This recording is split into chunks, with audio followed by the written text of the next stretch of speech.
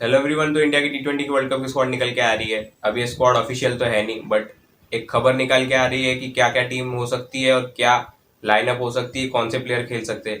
तो पढ़ने का तो मन नहीं कर रहा, वैसे कुछ खासी पसंद नहीं आई मुझे, बट फिर भी एक बार पढ़ देता हूँ।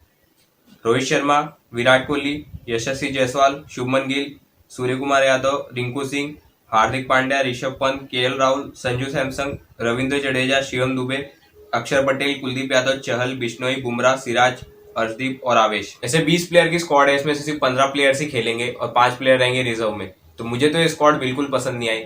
जो प्लेयर मुझे चाहिए थे वो सारे प्लेयर है।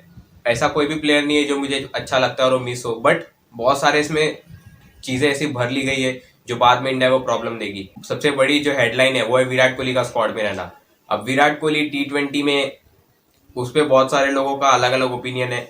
मेरा तो ओपिनियन ये है कि अगर आप विराट कोहली को लेते हो तो फिर सीधी सी बात है, गिल और जायसवाल का जाना एकदम वेस्ट है। क्योंकि अगर विराट कोहली आ रहे तो विराट कोहली ही ओपन करेंगे, क्योंकि विराट कोहली अगर तीसरे नंबर पे खेल लिए तो फिर खत्म है काम इंडिया का। और क्योंकि विराट कोहली का स्पिनर्स के अगेंस्ट मिडल ओवर्स में बहुत अच्छा रहा नहीं है पिछले 3-4 साल में। वो अपने प्राइम में जो चीज करते थे वो अलग बात है, अगर वो प्राइम वाली चीज वो वापस ला सकते हैं तो वो अलग बात है। बट अभी आईपीएल में या फिर पिछले 3-4 साल से टी20 में कुछ रहा नहीं है तीसरे नंबर पे, या फिर कहा जाए तो मिडल ओवर्स में बहुत स्लो खेलते हैं और स्पिनर्स के अगेंस्ट बहुत ज्यादा आक्रामक है नहीं। वहीं पे हमारे पास दूसरे ऑप्शन तीसरे नंबर पे खेलने के लिए संजू सैमसन जैसे ऑप्शन है, जो भले अब तक इंटरनेशनल में कुछ नहीं किया है। वहीं पे विराट कोहली एक इंटरनेशनल लेजेंड है और इंडिया का लेजेंड है। बट अगर आप बात करोगे प्लानिंग की, तो मुझे लगता है कि तीसरे नंबर पे एक एक्सप्लोसिव बैट्समैन होना चाहिए जो स्पिनर को कभी भी छक्का मार सके और कभी भी ओवर में 10-15 रन निकाल सके, या तो फिर आराम से खेल सके, ज्यादा डॉट गेंदे ना खेले स्पिनर को।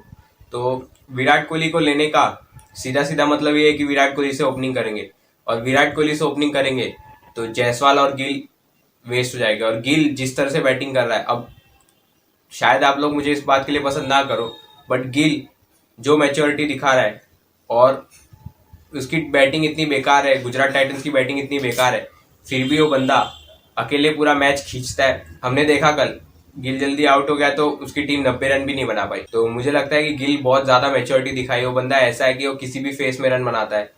लोग बोलते हैं कि विराट कोहली की टीम स्लो खेलती है या फिर विराट कोहली की टीम के विकेट गिर जाते हैं। गुजरात टाइटंस तो उससे भी बदतर खेल रही है, उससे बहुत खराब खेल रही है और कोई भी नहीं खेल रहा गुजरात टाइटंस में। फिर भी शुभमन गिल ने अब तक इतनी सारी पारियां खेली है, कहीं 70 बनाया, कहीं 80 बनाया, कभी 50 बनाया। उसमें कभी भी आप देखोगे शुभमन गिल का स्ट्राइक रेट कभी कम नहीं हुआ है, क्योंकि शुभमन गिल जो पावर है वो पावर से अपने हमेशा छक्के मारते रहते हैं, चाहे स्पिनर को या फिर स्लोअर वंस को। तो मुझे लगता है कि शुभमन गिल को बाहर बिठाना, और दूसरी जगह पे ऑप्शन देखते हैं तो यशस्वी जायसवाल। यशस्वी जायसवाल तो भाई टी20 का अलग ही लेवल का बैट्समैन है। वो भले अभी कुछ फॉर्म अच्छी नहीं हो, बट वो ऐसा बैट्समैन है जो पावर प्ले में हाफ सेंचुरी मार सकता है 19 बॉल में। तो अब मुझे तो समझ में नहीं आ रहा है कि अगर विराट कोहली को ले जाते तो विराट कोहली को ओपन कराएंगे। अब ठीक है, विराट कोहली ओपन करेंगे क्योंकि विराट कोहली का भी ओपनिंग में बहुत अच्छे स्टैट्स है। 2016 में 900 रन बना दिए थे लगभग। बट विराट कोहली को अगर आप ओपन कराते हो तो ये देखना होगा कि विराट कोहली का इंटेंट क्या है, क्योंकि विराट कोहली का जो इंटेंट आरसीबी में है कि पिछले मैच में तो जाहिर सी बात है कि बहुत फास्ट खेले, क्योंकि 280 का टारगेट था तो उसमें एंकर का रोल कुछ काम आता नहीं। बट विराट कोहली का जो नॉर्मली रोल रहता है वो आराम आराम से खेलना, वो अच्छी बॉल मिले तो मारना। तो मुझे नहीं लगता कि ऐसा इंडिया की जरूरत है अभी फिलहाल तो, क्योंकि हमारे सामने इंग्लैंड जैसी टीमें आएंगी जो 170-80 रन तो इसे मजाक में बना देती है, और उनके 7वें-8वें नंबर तक प्रॉपर बैट्समैन है। सैम करन आ रहा है 7वें-8वें नंबर पे, तो समझ लो भाई कि बहुत मुश्किल होने वाली है। और विराट कोहली को लेने का टीम में एक तरह से रिस्क भी है और एक तरह से रिवॉर्ड भी है, क्योंकि विराट कोहली के पास जो एक्सपीरियंस है वो इंडिया को हेल्प कर सकते हैं अगर इंडिया खराब करती है। विराट कोहली चेस में तो मास्टर है, बेस्ट बैट्समैन है चेस में, बट पहली इनिंग में क्या वो इतना आक्रामक देखना होगा अब इसमें।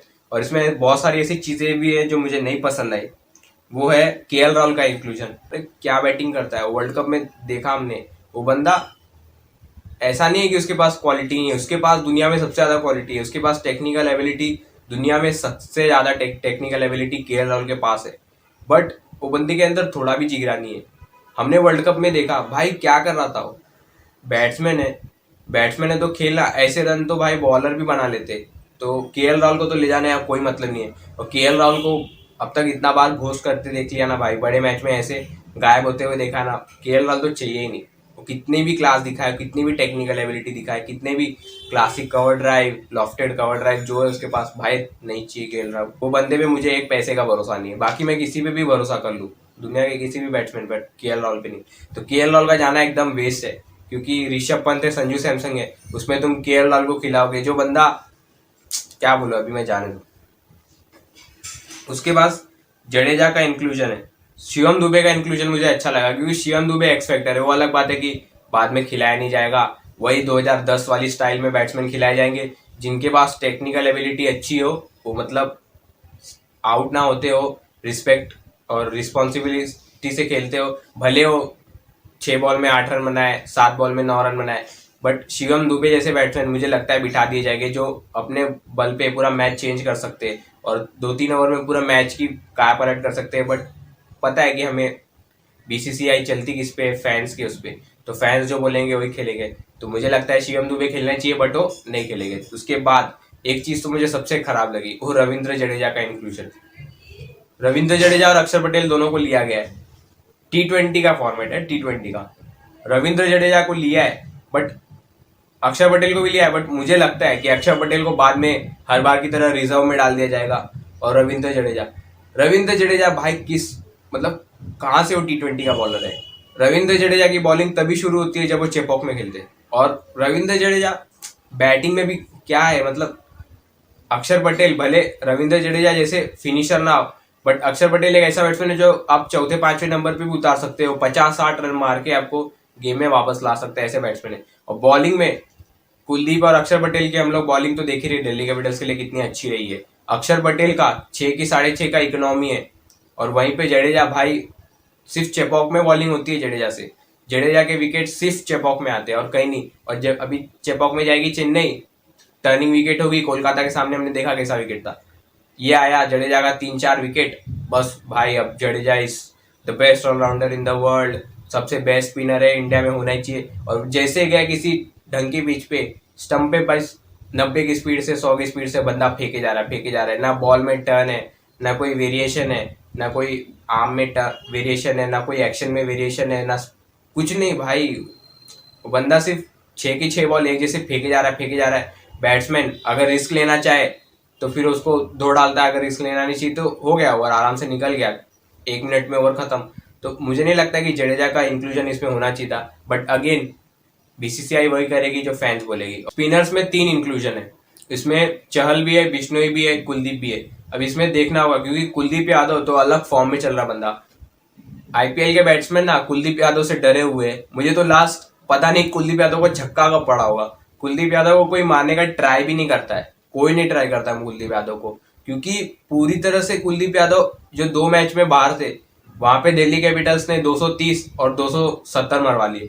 तो इससे पता चलता है कि कुलदीप यादव किस तरह का गेम चेंजर है, और कुलदीप यादव को कोई अब तक मारने की कोशिश भी नहीं कर रहा है, क्योंकि कुलदीप यादव की जो एक्शन में चेंज लाया कुलदीप यादव ने 2 साल पहले, उससे इतना ज्यादा डर गए लोग। और जो गूगली आती है कुलदीप यादव की, वो कोई रीड नहीं कर पा रहा है, और जैसे मारने जा रहा है वैसे स्टॉइनिस को देखा, जैसे मारने के आउट हो गया, और पूरन तो बंदा डिफेंड करने जा रहा था, उसको भी बोल्ड कर दिया।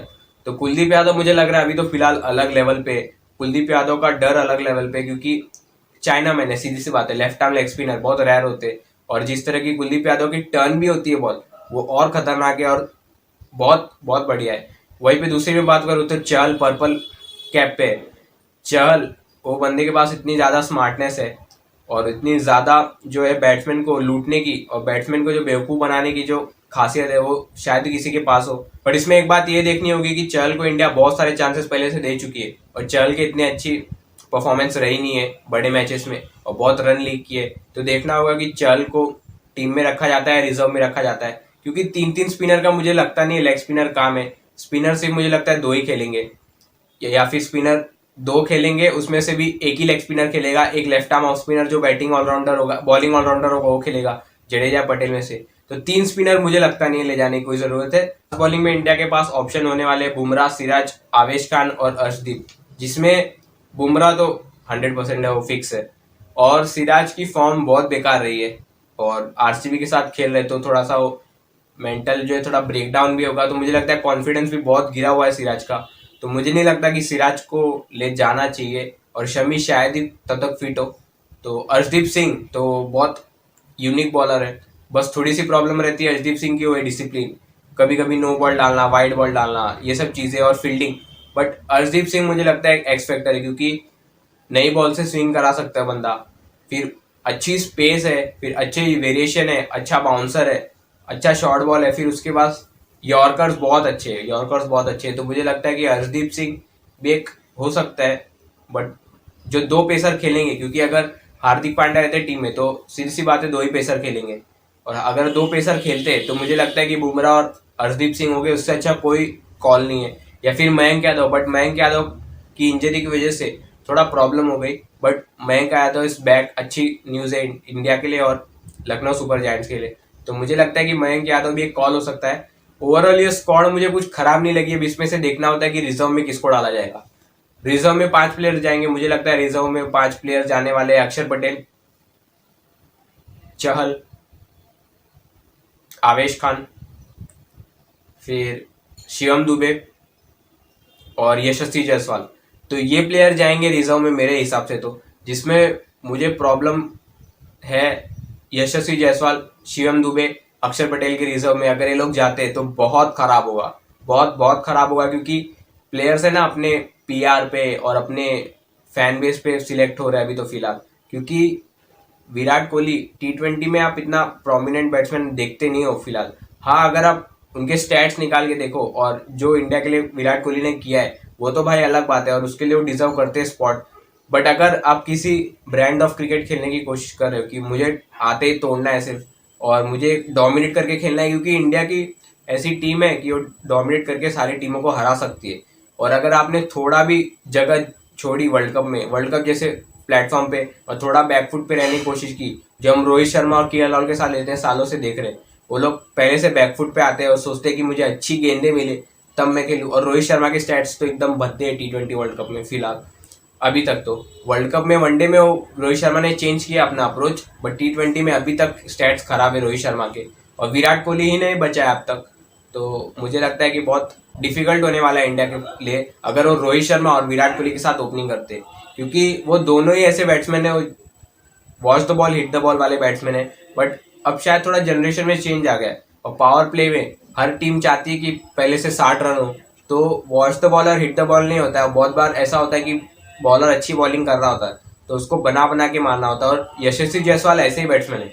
शुभमन गिल की बात तो अलग है, वो बंदा इसलिए ज्यादा इफेक्टिव है क्योंकि वो शुरू से लेके मिडल ओवर से लेके फिनिशिंग तक भी वो बंदा कभी भी स्लो नहीं होता। वो मैं जानता हूँ आप सब उससे नाराज हो, हर कोई इससे नाराज है क्योंकि बड़े मैचेस में शुभमन गिल का परफॉर्मेंस अच्छा रहा नहीं है। बट मैं टैलेंट की बात करूँ और ऑप्शन की बात करूँ तो Shubman Gill is on another level, क्योंकि वो बंदा तीनों फेस में सेम बैटिंग करता है, एक स्ट्राइक रेट से बैटिंग करता है, और लास्ट में तोड़ता भी बहुत अच्छा है, हमने पिछले साल ही देखा था। तो मुझे लगता है कि शुभमन गिल और यशस्वी जायसवाल अगर दोनों में से किसी को भी जगह नहीं मिलती है टीम में तो बहुत खराब होगा, ये बहुत बहुत खराब होगा। और संजू सैमसन और ऋषभ पंत पे लोग डिस्कशन कर रहे हैं कि किसको रखना चाहिए। मुझे लगता है दोनों ही खेल सकते हैं। हाँ, अगर संजू सैमसन खेल रहे तो वो सीधी सी बात है वो टॉप ऑर्डर के बैट्समैन है, वो मिडल ऑर्डर में खेलने वाला बैट्समैन नहीं है। और ऋषभ पंत चौथे नंबर से 5वें नंबर पे बेस्ट रहती है उनकी जगह, जहाँ पे वो एक ट्रांजिशन करने को मिलता है। तो दोनों ही खेल सकते हैं और ऐसा जरूरी नहीं है कि किसी एक को खिलाए। तो मुझे लगता है कि बहुत मुश्किल होने वाला है बीसीसीआई के लिए और राहुल द्रविड़ के लिए कि किसको सिलेक्ट करे। जाने तो दोनों ही चाहिए, संजू सैमसन भी जाने चाहिए स्क्वाड में और ऋषभ पंत भी। अब देखते हैं कि खेलेगा कौन। तो ओवरऑल तो मुझे स्क्वाड इतनी खराब नहीं लगी, बट मुझे इसमें लग रहा है कि रिजर्व्स में जो प्लेयर होना चाहिए जिनको टीम में होना चाहिए वो स्क्वाड में भी नहीं होंगे, रिजर्व में चले जाएंगे। तो मुझे लग रहा है कि बहुत गड़बड़ होने वाली है। और विराट कोहली और रोहित शर्मा की ओपनिंग को लेके आपका क्या ओपिनियन है मुझे खुद कमेंट करके बताओ। वीडियो में यहाँ तक बने रहने के लिए बहुत बहुत बहुत थैंक्स। अगर वीडियो पसंद आया तो वीडियो लाइक करो और चैनल को सब्सक्राइब करो। ऐसी वीडियो आपको हमेशा आती रहेगी। Thank you.